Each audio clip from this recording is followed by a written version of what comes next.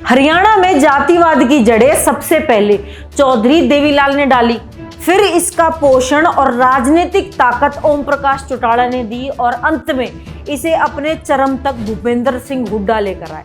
ये दावा किया है राज्यसभा सांसद रामचंद्र जांगड़ा ने। उन्होंने अपने बयान में साफ तौर पर बताया कि किसने हरियाणा की राजनीति में जातिवाद की नींव रखी, किसने इसे पाल पोस कर मजबूत किया और किसके कार्यकाल में ये सबसे ऊंचे स्तर तक पहुंचा। जांगड़ा के मुताबिक हरियाणा की राजनीति में जातिगत समीकरणों का इस्तेमाल 80 के दशक में तेजी से शुरू हुआ था। उनका कहना है कि चौधरी देवीलाल ने समाज को जाति के आधार पर राजनीतिक रूप से जोड़ना शुरू किया, जिससे आगे चलकर राजनीति की दिशा बदल गई।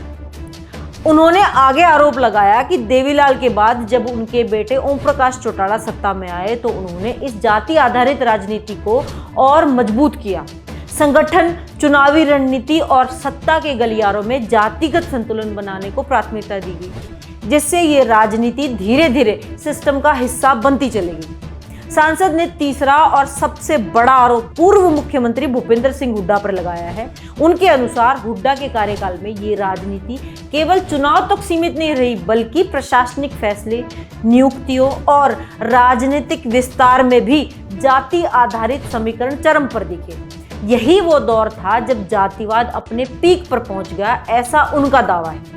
जांगड़ा ने यह भी कहा कि जातिवादी राजनीति से समाज में आपसी भरोसे की दीवार कमजोर हुई है, लोगों के बीच दूरी बढ़ी है और चुनावी मुद्दे विकास से ज्यादा जातिगत पहचान के इर्द गिर्द घूमने लगे।